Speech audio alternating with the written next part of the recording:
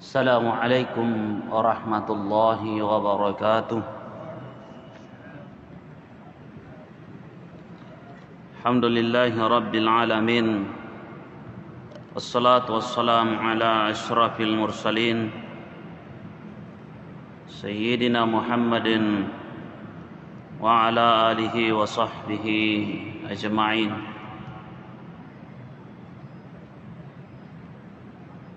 Alhamdulillah, kita memuji Allah Subhanahu wa ta'ala, bersyukur atas segala nikmat yang diberikan kepada kita semua. Mari selalu bersalawat kepada baginda Rasulullah Muhammad sallallahu alaihi wasallam, juga kepada kerabat dan sahabat beliau radhiyallahu ta'ala anhum. Kita lanjutkan bahwa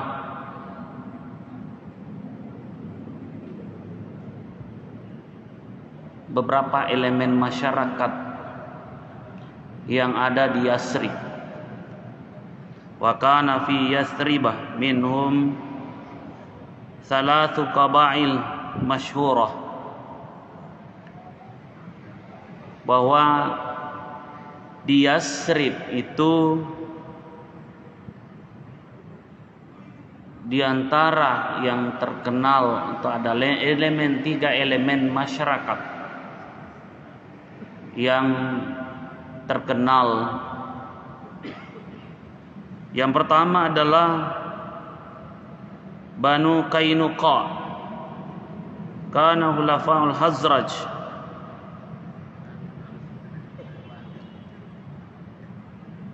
Jadi ada yang disebut yang pertama dengan Bani Qainuqa.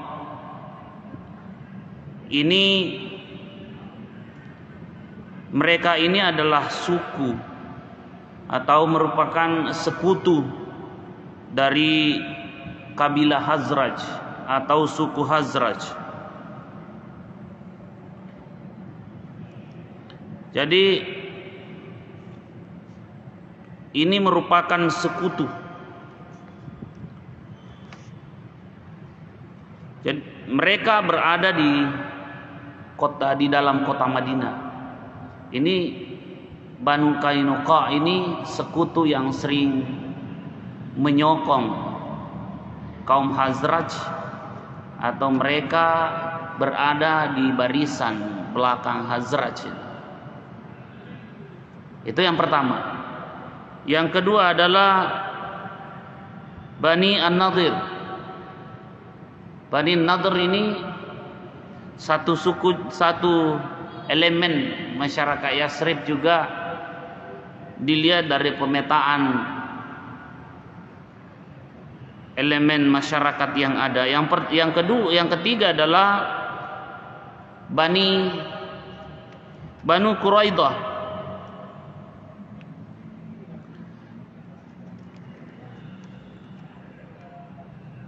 Wahatanil qabilatani kanata khulafaul Aus. Bani Nadir dan Bani Quraidah ini merupakan sekutu yang menyokong Bani Aus atau suku Aus. Mereka berada di pinggiran kota Madinah.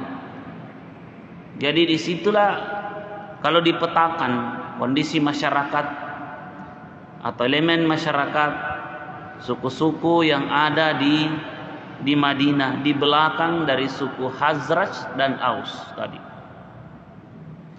Seperti yang kita sudah sampaikan pada pertemuan-pertemuan sebelumnya, bahwa dua suku yang sangat tersohor di Yasrib yaitu Khazraj dan Aus, yang sering masing-masing memimpin perang ketika mereka berhadapan. Nah, di belakang suku Khazraj ini ada Bani Qainuqa. Iya, ini sekutu Khazraj. Sementara untuk suku Aus itu Di belakangnya ada Bani Nadhr dan Bani Quraidah. Ini suatu ketika Nabi Shallallahu Alaihi Wasallam membuat suatu ultimatum kepada sahabat. Ini terkait dengan ini juga yang menjadi dasar biasanya atau menjadi contoh tentang Bani Quraidah ketika Nabi Shallallahu Alaihi Wasallam memerintahkan sahabat untuk segera menumpas Bani Quraidah yang dianggap berbahaya, menyebar fitnah, sehingga suatu ketika Nabi Shallallahu Alaihi Wasallam mengatakan, "Man kana sami'an muti'an, fala yusalliyanna al-asra illa bi Bani Quraidah." Janganlah kalian sekali-kali salat asar kecuali ketika sudah sampai di Bani Quraidah, perkampungan Bani Quraidah, itu di pinggiran kota Madinah. Nah, ini sering menjadi contoh. Wa hadhil qabail hiya allati kanat yusirul hurub bainal Aus wal Khazraj. Katanya kabilah-kabilah inilah yang selalu menyulut api peperangan. Al-hurub, peperangan itu antara suku Khazraj dan Aus. Itu sudah berlangsung lama itu. Jadi potensi konflik itu ada di situ. Memetakan potensi konflik, yaitu dengan memetakan suku-suku dan elemen yang ada di Yasrib, yang mana yang berpengaruh terhadap munculnya konflik yang sering dipimpin antara suku Khazraj dan Aus tersebut. Inilah yang disebutkan tadi, ada di Banu Qainuqa, ada Bani Nadhr, ada Bani Quraidah. Bani Quraidah ini yang seperti yang disebutkan tadi. Jadi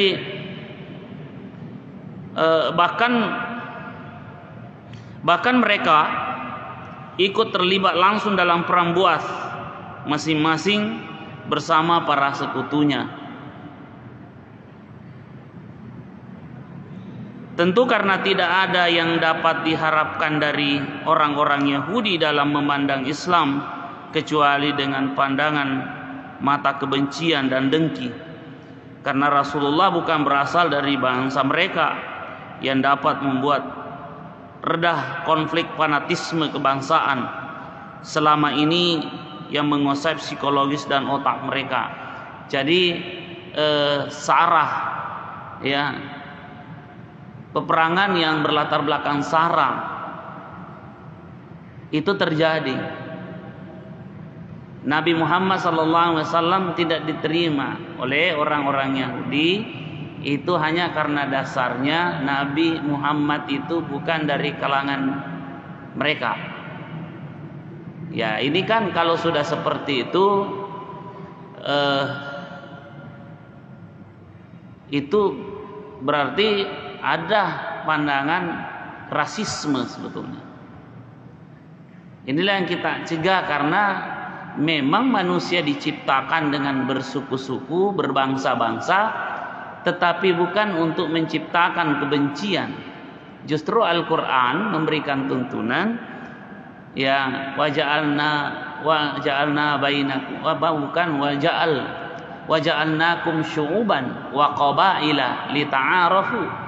Justru adanya keragaman bangsa dan suku itu, etnik, itu dimaksudkan oleh Al-Quran sebagai penanda, ya, untuk mengenali mereka, lita'arafu, agar saling berlaku arif di antara keragaman tersebut.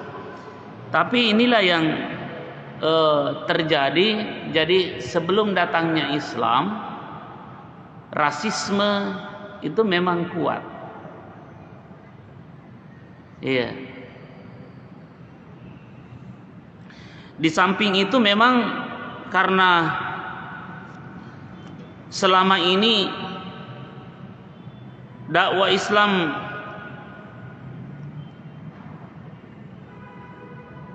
hanyalah dakwah yang cocok untuk mempersatukan hati-hati yang berbeda, yang memadamkan api permusuhan dan kebencian.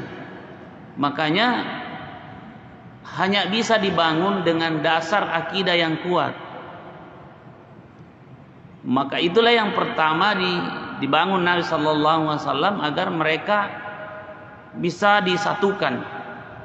Karena dengan dasar agama tadi, persaudaraan akan menjadi lebih kuat.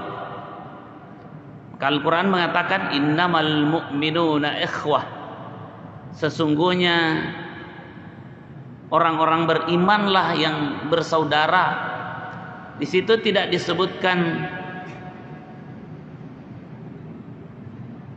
ikhwan tapi ikhwah. Ikhwah itu adalah persaudaraan yang seperti saudara kandung sendiri. Nah, kalau seorang sudah mengucapkan kalimat yang satu, maka mereka diikat dengan persamaan, dan keterikatan mereka dengan persamaan akidah itu diibaratkan seperti persaudaraan orang seibu sebapak. Maka dikatakan orang seperti ini yashuddu ba'duhum ba'da, saling menguatkan, saling menopang antara satu dengan yang lainnya, bukan saling merendahkan dan saling melemahkan. Justru mereka seperti sebuah sistem bangunan antara satu elemen dengan elemen lain, saling terkait dan semua memiliki peran dan fungsinya masing-masing untuk menguatkan. Itulah makna yashuddu ba'duhum ba'da.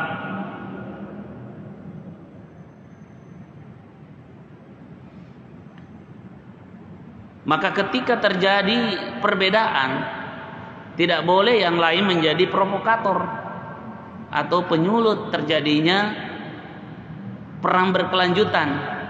Maka dikatakan fa aslihu baina akhawaikum, maka jadilah pencetus perdamaian di antara saudara-saudara kalian. Jadilah pencetus perdamaian di antara saudara-saudara kalian. Jadi Islam prinsipnya adalah menjadi pemersatu, perekat dan pencipta atau penguat terjadinya perdamaian. Maka salah satu misi besar di dalam Piagam Madinah itu adalah berdiri di atas semua elemen dan golongan untuk disatukan. Saya kira di dalam pembukaan Undang-Undang Dasar yang menjadi konstitusi kita itu juga untuk terlibat wujudkan perdamaian dunia, perdamaian abadi dan keadilan sosial.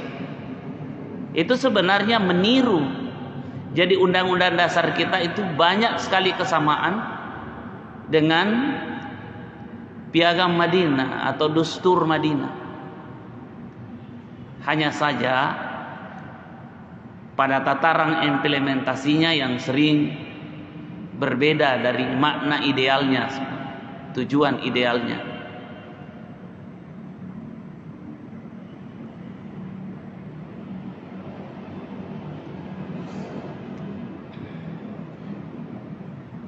Kabilah-kabilah Arab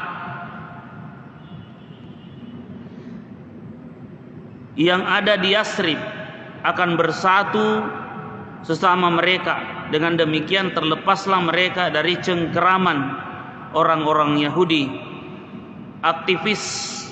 Jadi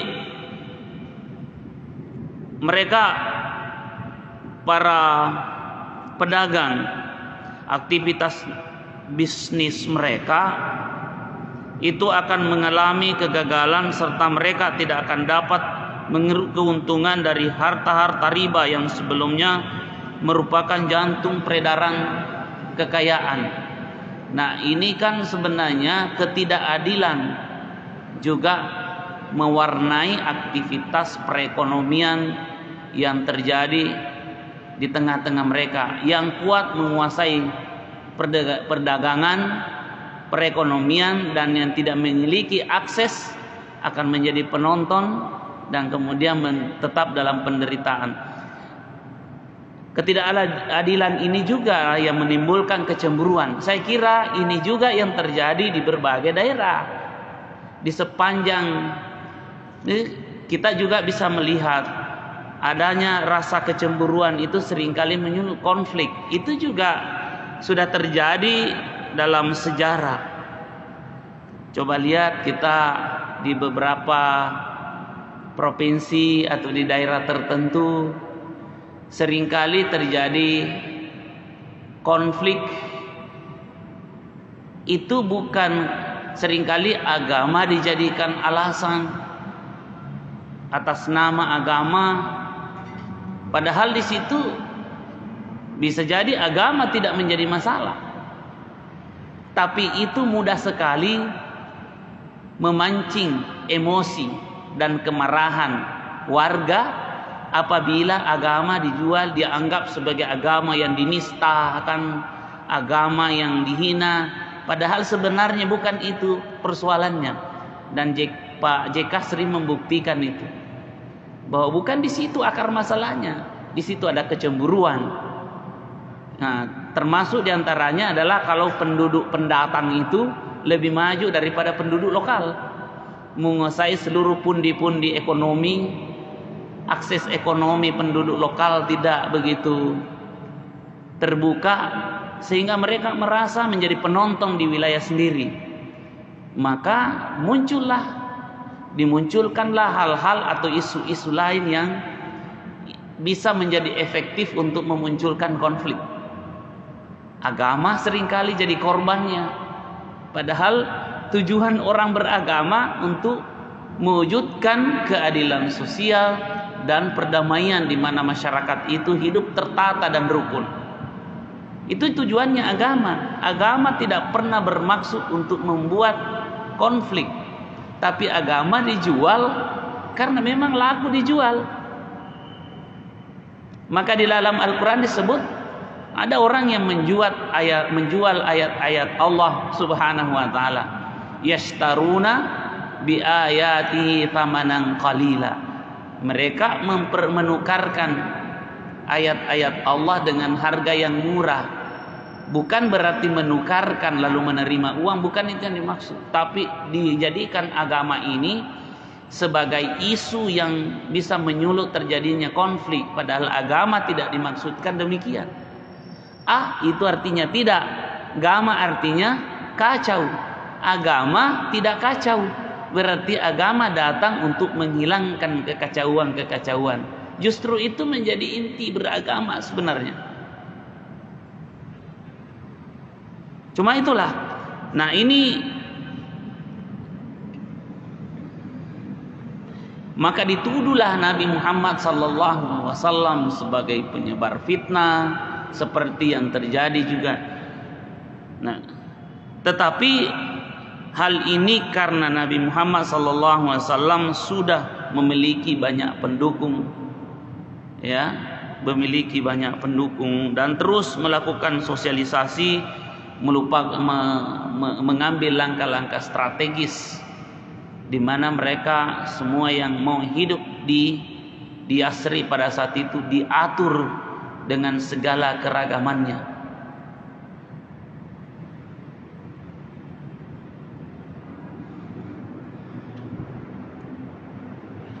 Lalu meminta agar lahan dan kebun-kebun yang telah mereka sia-siakan guna membayar riba kepada orang-orang Yahudi kembali lagi kepada mereka.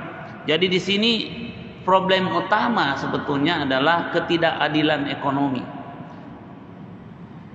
Muncul yang berkuasa semakin kaya, yang memiliki akses semakin kaya, dan yang miskin semakin terpinggirkan.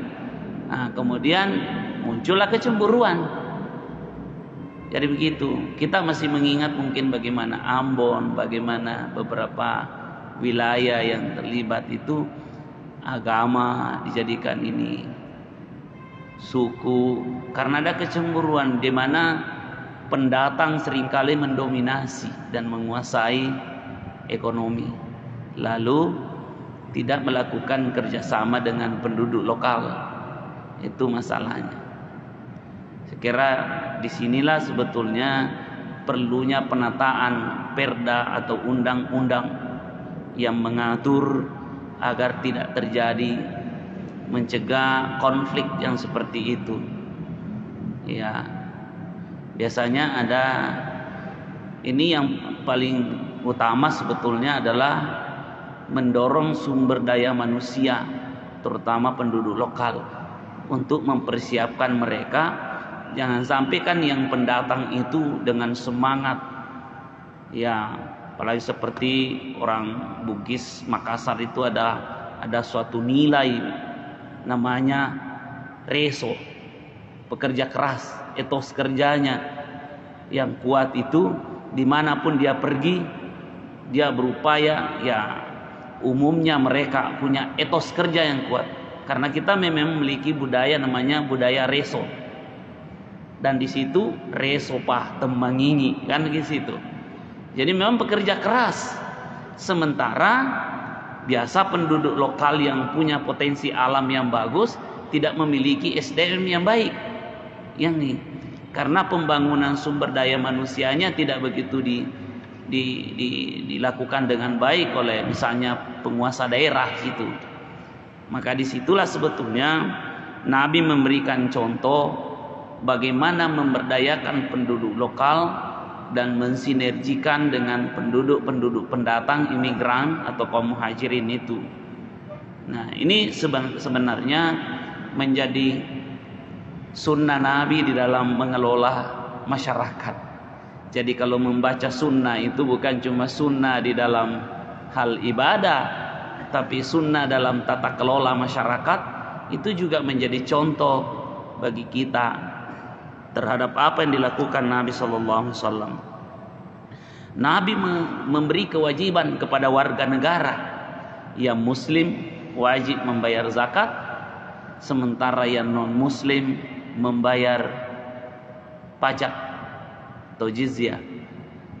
Dengan membayarnya zakat bagi Muslim dan jizyah pajak bagi non Muslim, maka negara berkewajiban melindungi mereka. Sama dengan negara kita melindungi segenap bangsa Indonesia dan seluruh tumpah darah Indonesia. Jadi memang negara punya kewajiban.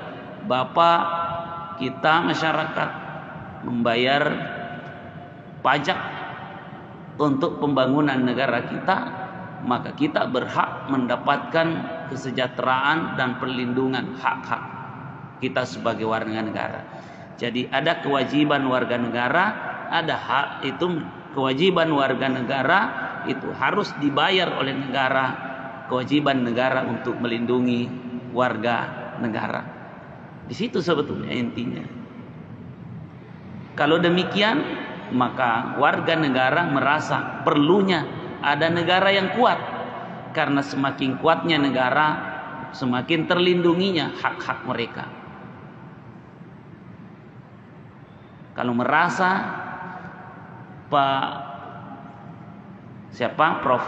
Mahfud MD mengatakan begini, kalau kita ini sama-sama, biasa kalau ada orang bersaudara, waktunya dulu menderita sama-sama, sifat masing-masing. Tapi begitu sudah ada yang kaya, nanti kalau berkembang ada yang tidak kaya, sudah mulai muncul kecemburuan di situ. Apalagi kalau bertetangga, dua orang bersaudara, satu yang sukses, yang satunya tidak sukses, padahal bersaudara, sama-sama dari ibu, dari bapak, bertumbuh dengan penderitaan yang sama, sifat masing-masing. Tapi begitu ada yang kemudian berkembang, berkeluarga menjadi kaya, yang satunya tetap miskin, di situ mulai muncul kecemburuan. Itu menjadi contoh bahwa sebenarnya bukan penderitaan katanya yang membuat kita kadang-kadang berselisih, tapi ketidakadilan dan ketidakseimbangan dalam masyarakat itu yang perlu. Jadi bukan cuma mendorong masyarakat untuk sejahtera, tapi mendorong kesejahteraan itu untuk berkeadilan sosial. Sehingga ketika keadilan itu terasa, maka kita duduk sama, berdiri sama tinggi. Maka dasar negara kita ada. Di Pancasila ada sila tertentu menjadi dasar, keadilan sosial bagi seluruh rakyat Indonesia. Nah, kalau tidak berkeadilan, makanya kalau kita sering melihat adanya rilis, adanya peningkatan pendapatan ini, ekonomi bertumbuh sekian, maka jangan terpancing dengan laporan seperti itu. Yang bisa kita lakukan adalah apakah keadilan sosial ini juga bertumbuh dengan baik. Itu karena yang berpotensi menimbulkan masalah dalam pembangunan ini adalah ketidakadilan ekonomi misalnya. Nah, dua-duanya penting, bertumbuh dan berkeadilan. Kalau bertumbuh tapi tidak berkeadilan, malah itu semakin membuka jurang-jurang pemisah dan potensi konflik. Nah, makanya keterlibatan banyak pihak di tengah-tengah kebersamaan harus mereka memiliki akses. Disitulah adanya perlunya pemerintah untuk bekerja mengatur supaya tidak terjadi konflik. Di situ yang paling penting. Bukan supaya masyarakat tidak semakin menciptakan kesenjangan yang semakin menganga lebar itu. Karena itu berbahaya. Itu tadi contoh yang saya katakan, dua orang bersaudara tumbuh dengan penderitaan di bawah didikan orang tua yang sama. Begitu dia sudah berkeluarga, bertetangga, satu yang kaya, satu yang miskin. Yang kaya seke, kemudian dia lihat saudaranya, maka muncul banyak nanti. Pasti itu yang terjadi. Maka keadilan sosial itu menjadi misi utama Islam di dalam mengemban pembangunan, dan inilah yang diupayakan oleh Nabi Sallallahu Alaihi Wasallam. Hal ini nampak secara gamblang dari ini Ummul Mukminin Safiyah, sebagaimana diriwayatkan Ibnu Ishaq, dia berkata bahwa telah diceritakan kepada aku dari Safiyah binti Huyai bin Akhtab bahwasanya dia berkata, aku adalah anak emas ayahku dan juga pamanku Abu Yasir. Tidak pernah aku berjumpa keduanya bersama anak mereka yang lain, kecuali keduanya pasti memanjakanku.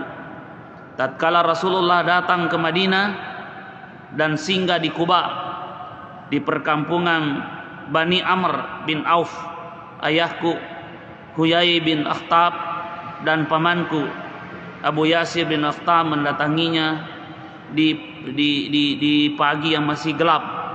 Mereka belum juga pulang hingga matahari tenggelam.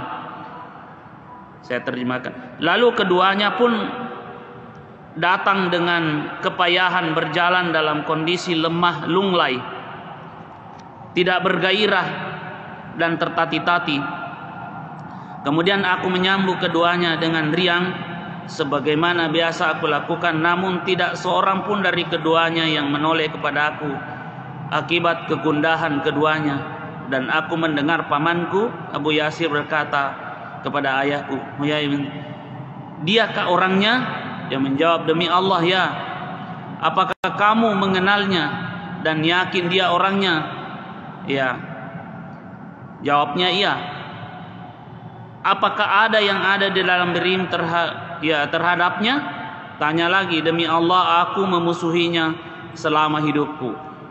Apa yang kita bisa maknai dari kisah ini, bahwa memang perlakuan yang sama, baik sebagai pemerintah maupun kita bisa juga contoh di dalam rumah. Kalau kita kan kadang-kadang ada kita dengar orang tua misalnya membandingkan anaknya yang satu dengan yang satu. Kadang-kadang bermaksud memotivasi, tapi justru sebenarnya yang terjadi adalah melukai. Misalnya yang satu pintar, yang satunya tidak begitu pintar, selalu saja dibanding-bandingkan. Nah, perbandingan seperti itu, membandingkan itu sebenarnya memang real, tapi atau bermaksud memotivasi, tapi yang merasa dibawa selalu merasa kepercayaan dirinya disita. Rasa percaya dirinya mereka tumbuh dengan minder. Karena kenapa? Coba lihat kakakmu, coba kamu seperti. Mereka akan bertumbuh berbeda. Karena perbedaan itu justru menjadi satu hal yang sunnatullah, menjadi hal yang terjadi. Dan itu Pak, kita bisa, tidak usah dulu. Ini contoh, karena masyarakat terkecil sesungguhnya itu ada dalam rumah tangga. Kalau dia keluar, itu masyarakat sudah menjadi warga, menjadi ini dan seterusnya. Tapi itu keluarga seringkali menjadi contoh. Contoh, saya punya 3 anak. Mereka 3 ini tidak ada yang sama setelah dites. Tidak ada yang sama potensinya. Begitu. Tidak ada yang sama, padahal lahir dari rahim yang sama. Tidak ada yang sama.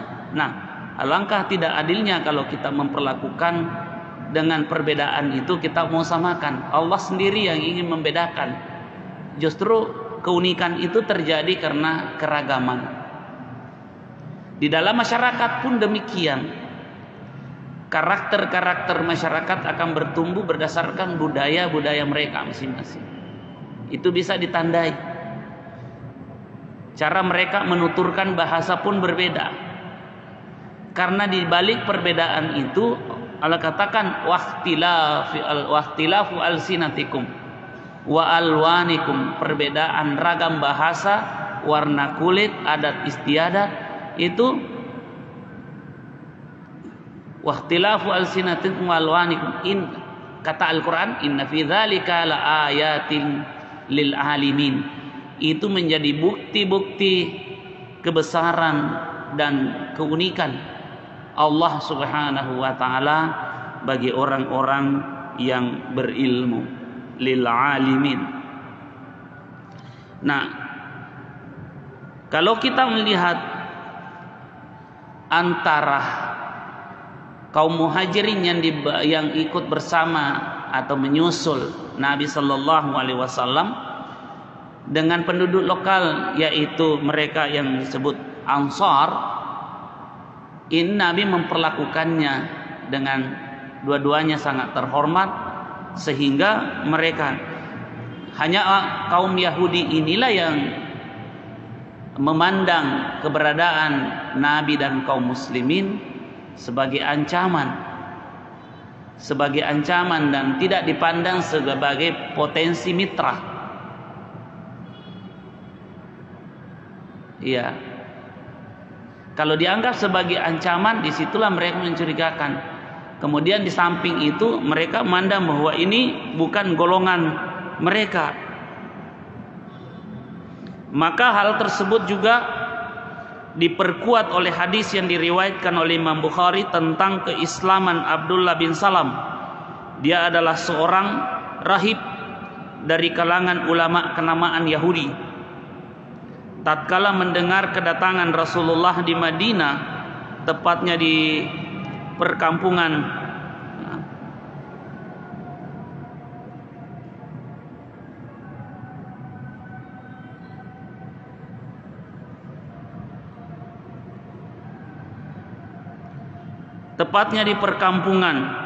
An-Najjar, dia mendatangi beliau dengan tergesa-gesa dan mengajukan beberapa pertanyaan untuk mengklarifikasi yang hal itu hanya diketahui Nabi Sallallahu Alaihi Wasallam. Dan tatkala mendengarkan jawaban-jawaban beliau terhadap pertanyaan-pertanyaannya tersebut, dia langsung beriman detik itu juga dan di tempat itu juga. Kemudian dia berkata kepada beliau, sesungguhnya orang-orang Yahudi adalah kaum pendusta. Jika mereka mengetahui keislamanku, sebelum engkau tanyakan kepada mereka, pasti mereka menuduhku. Menuduh apa? Menuduh dengan tuduhan yang buruk di sisimu. Lalu Rasulullah mengirimkan orang-orang kepada mereka. Lalu datanglah orang Yahudi tersebut, sementara Abdullah bin Salam masuk ke dalam rumah. Lantas Rasulullah berkata, bagaimana pendapat kalian tentang Abdullah bin Salam? Mereka menjawab, dia adalah orang-orang yang paling berilmu dan anak orang yang paling berilmu di antara kami. Artinya turunan orang berilmu memang. Orang paling pilihan dan orang pilihan di antara kami. Lapas lain atau dengan redaksi yang lain kira-kira maknanya sama. Dia adalah pemuka dan anak pemuka kami. Ya. Lalu Nabi SAW bertanya lagi, bagaimana pendapat kalian andai Abdullah masuk Islam? Abdullah bin Salam maksudnya. Bagaimana pendapat kalian? Semoga Allah melindunginya dari melakukan hal itu. Mereka mengucapkan 2-3 kali. Keluarlah Abdullah bin Salam lalu mengatakan, asyhadu an la ilaha illallah wa asyhadu anna Muhammadar Rasulullah. Jadi ini awalnya Abdullah bin Salam ini kan ulama Yahudi, ya. Jadi istilah ulama itu bukan hanya di dalam Islam. Ulama Bani Israel ada juga di dalam Al-Quran. Ulama artinya tokoh dan ilmuwan, itu ulama yang ditokohkan karena keilmuannya. Jadi istilah ulama, ada ulama Bani Israel, ada ulama Yahudi juga. Ya, ada. Ini sebelum Abdullah bin Salam masuk Islam, dia adalah ulama Yahudi. Maka berkatalah mereka, dia adalah orang yang paling buruk perbuatannya dan anak yang paling buruk perbuatannya antara kami. Mereka pun memaki-makinya. Begitu sudah tahu Abdullah bin Salam masuk Islam, maka golongan mereka, orang-orang Yahudi yang mengeluh-elukan sebelumnya, berbalik memaki-makinya. Ya begitulah konsekuensi dari sebuah pilihan, karena ketika mereka belum mengetahui, mereka memuji-muji Abdullah bin Salam. Dia orang memang turunan baik-baik, dia ilmuwan, dia pemimpin, dan turunan dari ilmuwan dan turunan dari pemimpin dari kalangan Yahudi. Tapi begitu Abdullah bin Salam menampakkan diri dan menyatakan syahadat di depan mereka, langsung mengatakan dia adalah orang yang paling jahat. Langsung orang-orang Yahudi mengatakan dia orang paling jahat. Kenapa? Dia memandang dengan mengucap 2 kalimat syahadat itu sedang masuk ke dalam kejahatan bagi orang-orang Yahudi. Itu di situ masalahnya. Mengapa itu terjadi? Karena orang Yahudi memang dari awal mencurigai dan mengantisipasi jangan sampai ini Muhammad berpengaruh. Mereka menolak karena bukan dari golongan mereka. Nah, di sini memang orang yang tidak searah dianggap sebagai ancaman, terutama bagi mereka yang menjadi penguasa-penguasa itu, menjadi ancaman bagi eksistensi kekuasaannya. Sehingga Nabi ketika tampil dan berpengaruh itu justru ancaman bagi golongan Yahudi. Kan sudah diterangkan ada berapa golongan yang ada ada Muhajirin, ada Ansar, ada ini dan seterusnya, termasuk ada Yahudi. Nah, ini Yahudi lama sekali untuk ini.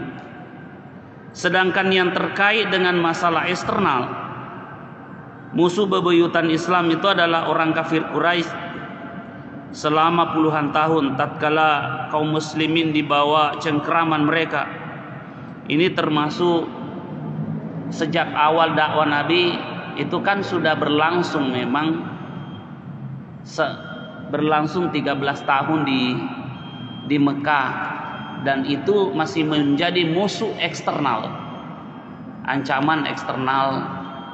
Meskipun Nabi Sallallahu Alaihi Wasallam dan sahabat dari Muhajirin Ansar itu sudah ada di Madinah, tapi hal itu belum dianggap selesai. Ini menjadi pelajaran bagi kita bahwa perjuangan untuk menciptakan kedamaian dan tatanan sosial itu tidak selalu mulus, sehingga dibutuhkan pertama sosialisasi dan adanya aturan yang disepakati untuk menjadi dasar mempersatukan berbagai keragaman dan kepentingan. Wallahu a'lam bishawab. A'udzubillahi minasyaitonir rajim. Bismillahirrahmanirrahim. Alhamdulillahirabbil alamin. Allahumma shalli wa sallim ala sayyidina Muhammadin wa alihi washabbihi ajmain. Allahumma anfa'na bima 'allamtana wa 'allimna ma yanfa'una wa zidna 'ilma. Subhanaka la 'ilma lana illa ma 'allamtana innaka antal 'alimul hakim. Allahumma ij'alna minal ladzina yastami'una al-qawla wa yattabi'una ahsanah. Rabbana atina fid dunya hasanah wa fil akhirati hasanah wa qina adzabannar. Wa sallallahu ala sayyidina Muhammadin wa alihi wasallam. Walhamdulillahirabbil alamin. Assalamualaikum warahmatullahi wabarakatuh.